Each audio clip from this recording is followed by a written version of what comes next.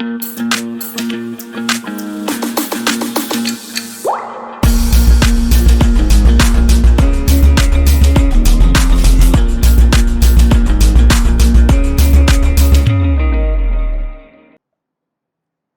everyone, welcome back to the Layman Way and आज के lecture में हम ये देखने वाले हैं कि ऐसे कौन से ट्रिक्स आप यूज़ कर सकते हो इंटेलिजेंट गेसिंग के लिए। और ये जो सीरीज़ रहेगी इसमें हम क्या करने वाले हैं, इसमें हम प्रीवियस ईयर जो क्वेश्चन हैं जीएस के, जो प्रीलिम्स के प्रीवियस ईयर क्वेश्चन हैं उनमें जो ट्रिक्स लग रही हैं या फिर उनसे हम कुछ जो डिड्यूस करके इंटेलिजेंट गेसिंग कर सकते थे या कर सकते हैं आगे, या कुछ चीज़ें ऐसी हैं जो पर्टिकुलर टाइप का पैटर्न फॉलो करती हैं, उनको हम इसमें देखेंगे। तो अगर आप ये सीरीज़ कंप्लीट कर लेते हो, आखिरी एक महीने में हम ये सीरीज़ कर रहे हैं, सीसैट का भी सीरीज़ चल रहा है, इसका भी हम स्टार्ट कर रहे हैं। तो ये अगर आप कर लेते हो तो 20+ मार्क्स आप एडिशनल स्कोर कर सकते हो ओवर एंड अबव जितना आपको आता है। अब इसका मतलब ये नहीं है कि पढ़ाई कुछ नहीं करी है और सिर्फ ट्रिक्स के बेसिस पे चल रहे हैं, ऐसा कुछ नहीं है। पढ़ाई आपको करनी पड़ेगी, है ना। नॉलेज तो है ही आपकी, उसको यूज़ करके थोड़ा बहुत नॉलेज, थोड़ा बहुत इंटेलिजेंट गेसिंग कैसे कर सकते हो वो हम देखने वाले हैं इसमें, है ना। तो ये मत समझ लेना कि भाई इसको पढ़ लिया तो हमको अपना कोर्स रिवाइज करने का ज़रूरत नहीं है, ऐसा नहीं है। कोर्स तो रिवाइज करने का ज़रूरत है ही आपको, प्लस इंटेलिजेंट गेसिंग कैसे करनी है वो हम इस कोर्स में सीखेंगे। तो इन वीडियोस के थ्रू मकसद यही है कि आपको प्रीवियस ईयर क्वेश्चंस के थ्रू ये बताया जाए कि कैसे ट्रिक्स एप्लीकेबल होती हैं और क्या क्या आप चीज़ यूटिलाइज कर सकते हो, right. And if you are new to this channel, do not forget to like, share, subscribe and also recommend this videos to your fellow aspirants as well, है ना। चलिए जल्दी से आगे बढ़ते हैं। और इसके साथ साथ एक और मैं बात बता देता हूँ कि सीसैट मास्टर सीसैट का एक चैलेंज हमने लॉन्च किया है, जिसमें हम सीसैट मास्टर करा रहे हैं 7 डेज़ में। So go and check out this course. इसके अलावा इकोनॉमिक्स का भी फ्री चैलेंज उस पर है वेबसाइट पे, सो please go and look at that also. इसमें मैक्रो इकोनॉमिक्स के सारे बेसिक कंसेप्ट हमने इसमें कवर कराए हैं। सो लास्ट ईयर काफ़ी क्वेश्चंस इसमें से आए थे, 80% क्वेश्चन इसी में से थे। So please go and check this out, please पढ़ो इसको, मैक्रो इकोनॉमिक्स के कंसेप्ट को समझो एंड हमको भी फीडबैक दो कि कोर्स कैसा है, करेक्ट। तो चलिए जल्दी से आगे बढ़ते हैं और आज हम स्टार्ट करते हैं अपना लेक्चर, जो कि है ट्रिक्स फॉर इंटेलिजेंट गेसिंग इन यूपीएससी प्रीलिम्स। तो कैसे आप इंटेलिजेंट गेसिंग कर सकते हो वो हम इस क्वेश्चन को देखेंगे by doing previous year question. तो चलो पहला क्वेश्चन देखते हैं हम चल के। Which one of the following suggested that the governor should be an eminent person from outside the state and should be a detached figure without intensive political links or should not have taken part in the politics in the recent past?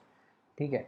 क्या बोल रहा है इसमें कि कौन सी ऐसी commission है जिसने ये रिकमेंड किया था कि गवर्नर जो है वो विद इन द स्टेट का नहीं होना चाहिए। ठीक है, ये कन्वेंशन है ना कि विद इन द स्टेट हम जो स्टेट का इंडिविजुअल होता है वो गवर्नर इलेक्ट नहीं होता, ये कन्वेंशन है। ठीक है, बाहर किसी स्टेट का जो बंदा है वो गवर्नर इलेक्ट होता है। ठीक है, इससे क्या होता है कि क्लैशेस नहीं आते हैं, पॉलिटिकल क्लैशेस नहीं आते हैं गवर्नर और सीएम के बीच में, है ना, कि रिप्रेजेंटेटिव कौन है लोगों का। तो अब ये पूछा कि कौन सी कमीशन जो है वो इससे डील करती है। तो भाई देखो, हमको पता है कि सरकारिया कमीशन जो है वो इंटर स्टेट रिलेशंस पे है ना। और ये जो टॉपिक है कि गवर्नर बाहर का होना चाहिए कि अंदर का होना चाहिए, इंटर स्टेट पॉलिटिक्स ही है ना। कि भाई सेंटर जो है वो गवर्नर के थ्रू स्टेट पे कंट्रोल करता है। तो ये इंटर स्टेट बेसिकली सारी ऐसी रिकमेंडेशन किस में थी, सरकारिया कमीशन में ही थी। ये तो आपको मतलब पता होना चाहिए कि सरकारिया कमीशन जो है वो इंटर स्टेट ये रिलेशन से डील करता था और उसने उस पर सेंटर स्टेट रिलेशन से डील करता था, है ना। और उस पर उन्होंने रिकमेंडेशन दी थी। ठीक है, तो अगर ये पता है कि ये सेंटर स्टेट रिलेशन पे कमीशन है तो आप कर लोगे ये कि गवर्नर जो है वो सेंटर का सेंटर बेसिकली स्टेट पे कंट्रोल गवर्नर के थ्रू करता है। तो गवर्नर से रिलेटेड चीज़ें जो हैं, ऐसी कुछ चीज़ कि स्टेट के अंदर का होगा कि स्टेट के बाहर का होगा, ये सरकारी कमीशन नहीं देगा, है ना।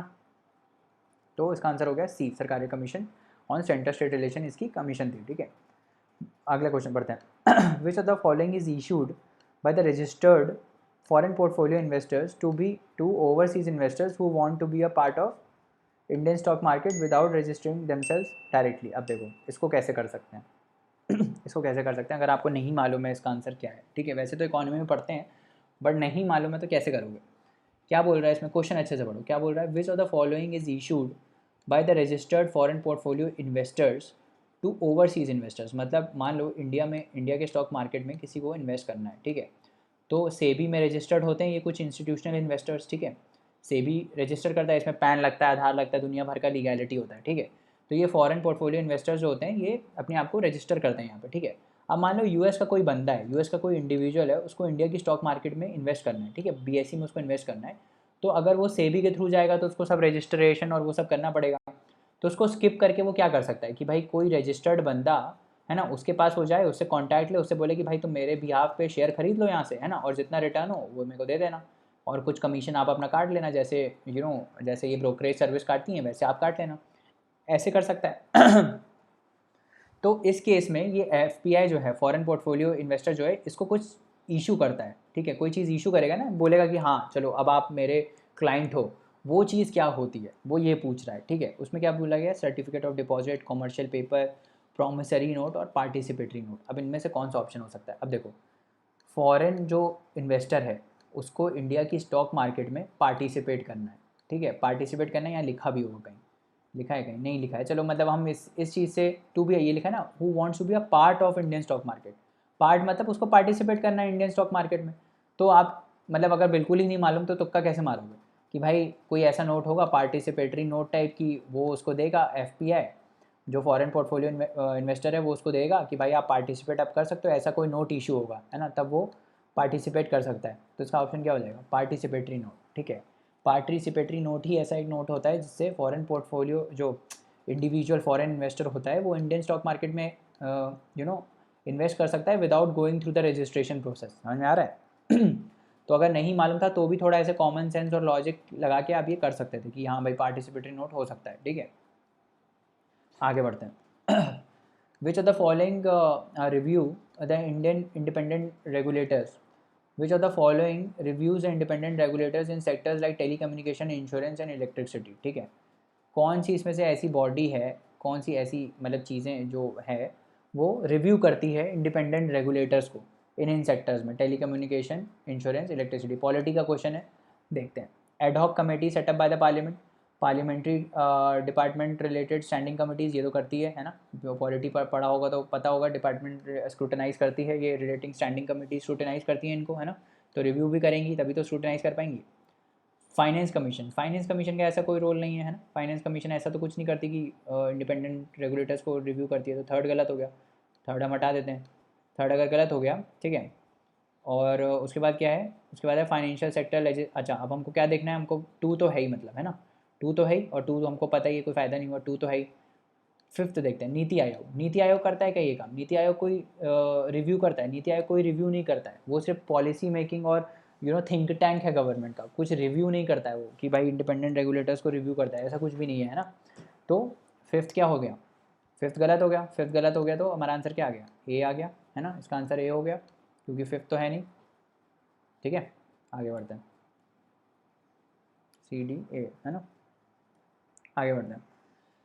As per the law, as per the law the कम, जस्ट अ मिनट, हाँ, as per the law the compensatory afforestation fund management, CAMPA act जो था, है ना, compensatory forest management and planning authority जो था, exist at both national and state levels. अच्छा, दूसरा क्या है? पीपल्स पार्टिसिपेशन इज मैंडेटरी, फिर से पीपल पार्टिसिपेशन आ गया, लोगों का पार्टिसिपेशन जहाँ भी है वो चीज़ सही होगी, है ना, क्योंकि आजकल सब पे फोकस यही है कि लोगों का कैसे पार्टिसिपेशन बढ़ाया जाए, है ना, तो सेकंड तो सही हो गया कि peoples participation is mandatory in the compensatory forest management, ये वाला ब्ला ब्ला ब्ला ब्ला, ये सही हो गया, ठीक है। पहला पढ़ते हैं, as per the law the compensatory forest management CAMPA जो है exist at both national and state level, ठीक है।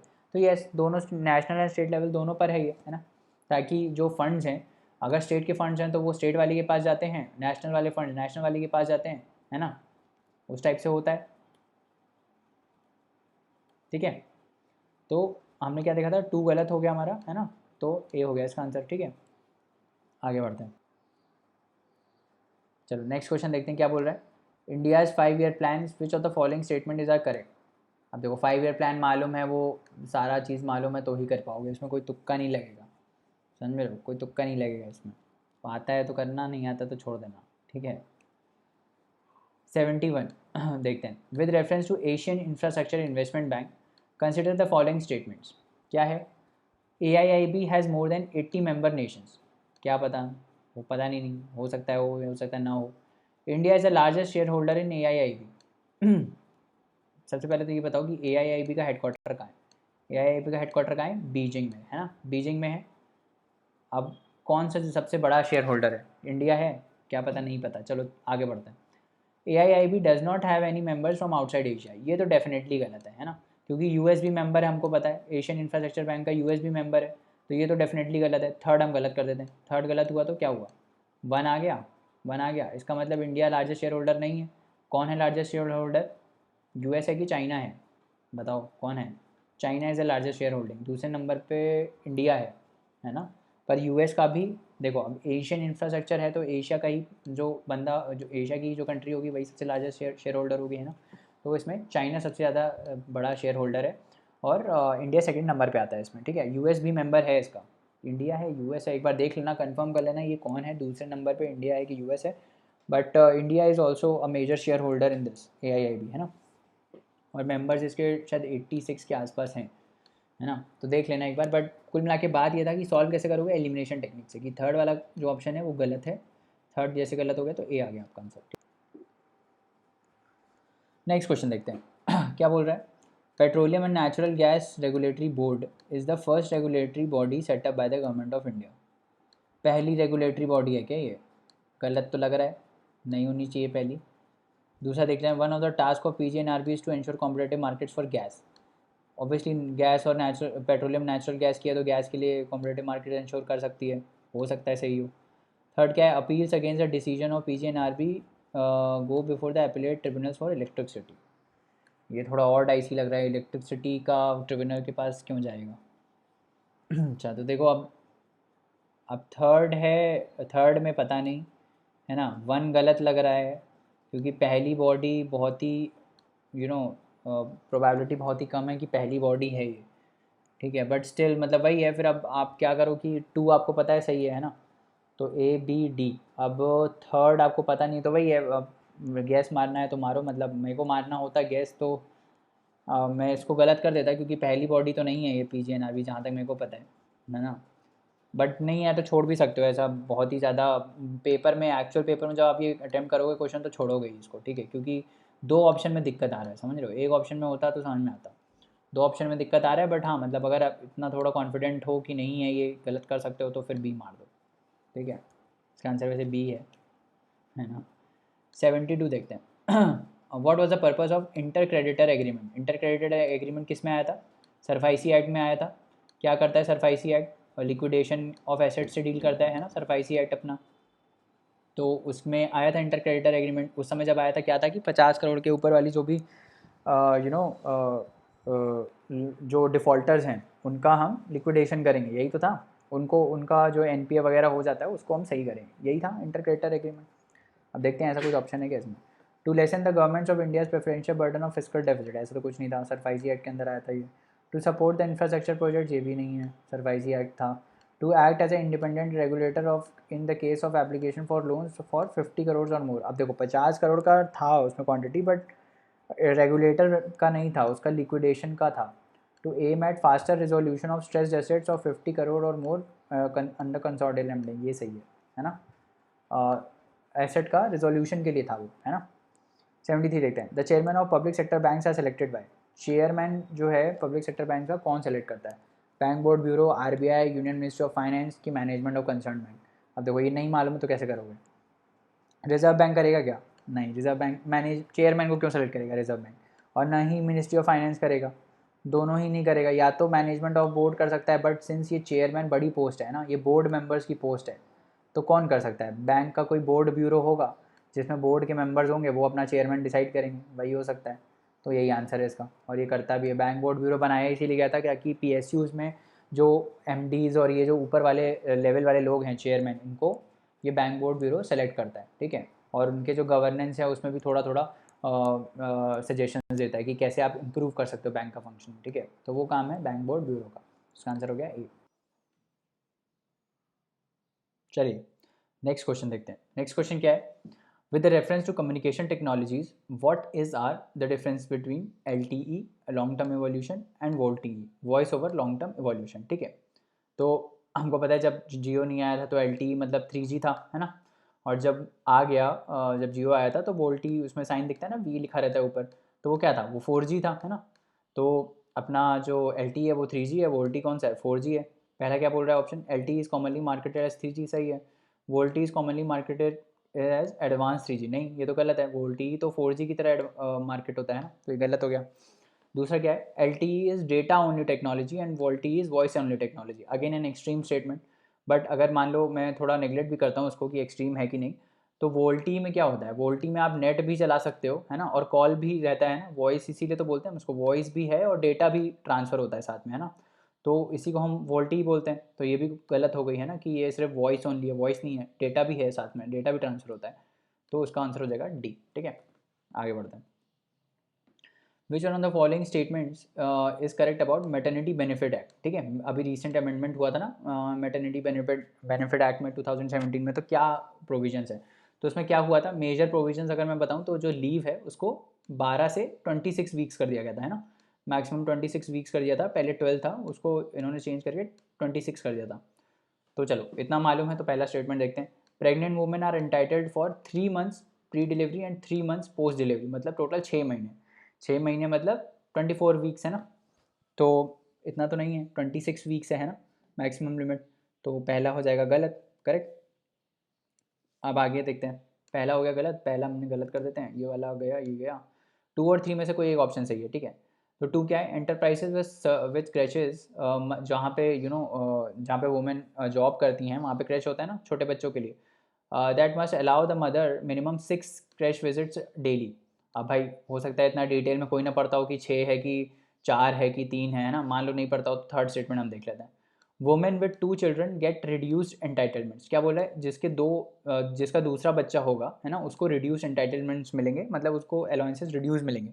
तो क्या ये सही हो सकता है, क्यों सही हो सकता है कि भाई देखो इंडिया जो है वो पॉपुलेशन कंट्रोल पे फोकस कर रहा है, ठीक है, अगर आप दूसरे बच्चे के लिए भी उतना ही इंसेंटिव दोगे जितना पहले के लिए दे रहे हो, तो कैसे कंट्रोल कर पाओगे पॉपुलेशन, नहीं कर पाओगे, है ना, तो कुछ तो आपको इंसेंटिव देना पड़ेगा दूसरा नहीं करने के लिए, राइट। तो वो यही है कि भाई आप जो सेकंड चिल्ड्रन है उसमें एंटाइटलमेंट को रिड्यूस कर दो, ठीक है, तो ये है, ये सही हो जाता है, ठीक है, ये हमारे पॉलिसी के साथ जाता है कि भाई हमको पॉपुलेशन रिड्यूस करना है, तो हमारा जो है ये दूसरे एंटाइटलमेंट के लिए आपको कम मिलेगा, दूसरे चिल्ड्रन के लिए आपको कम एंटाइटलमेंट मिलेगा, है ना।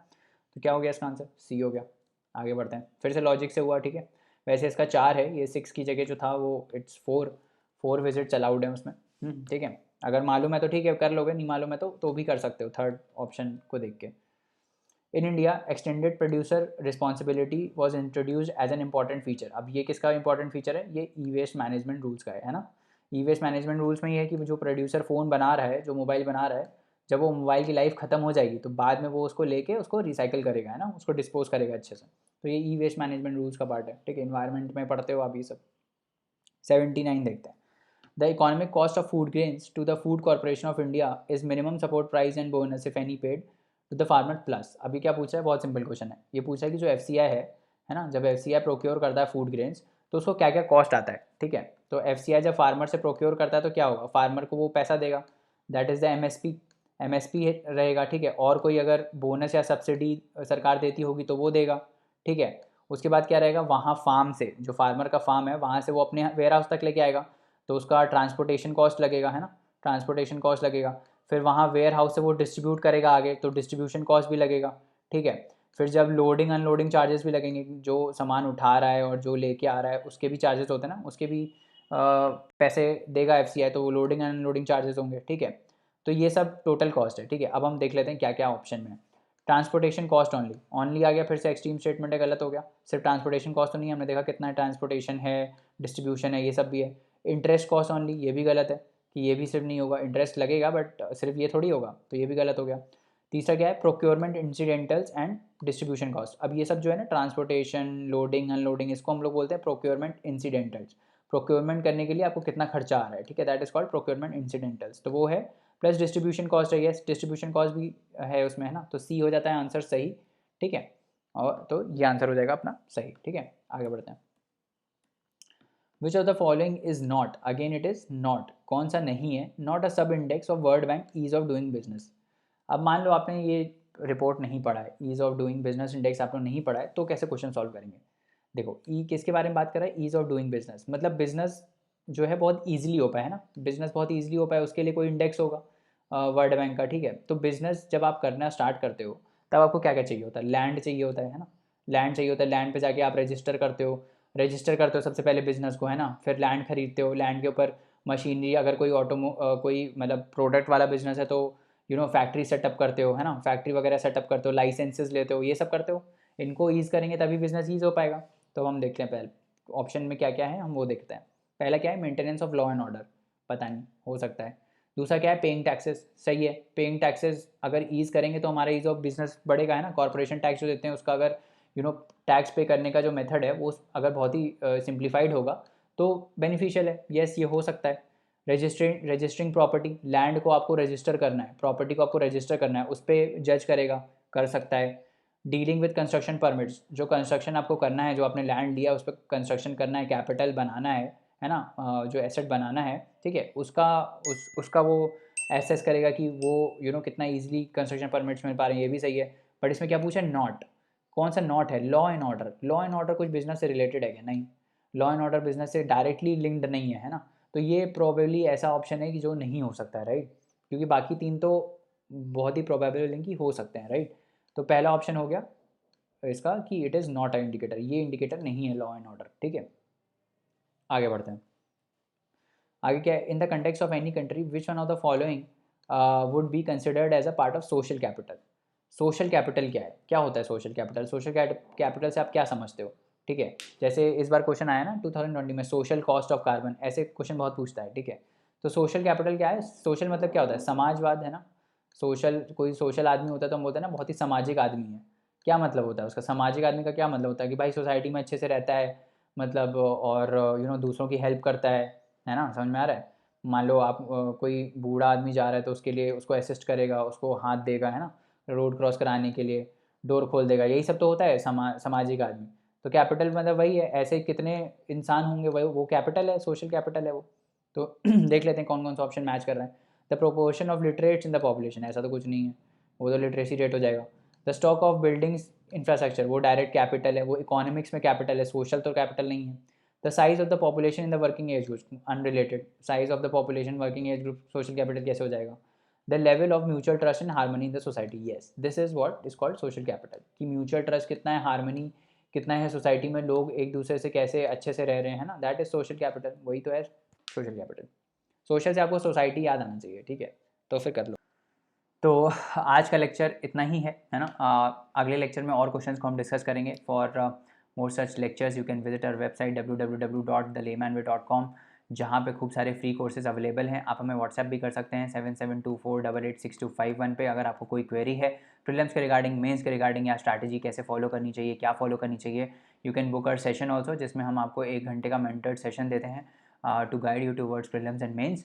तो वो भी आप चेकआउट कर सकते हैं। इसके साथ साथ हमारे वेबसाइट पे बहुत सारे फ्री कोर्सेज भी अवेलेबल हैं और पेड कोर्सेज भी अवेलेबल हैं। So go and check it out. Thank you so much. पढ़ते रहिए, हार्ड वर्क करते रहिए। अगले लेक्चर में मिलते हैं। Bye bye and take care.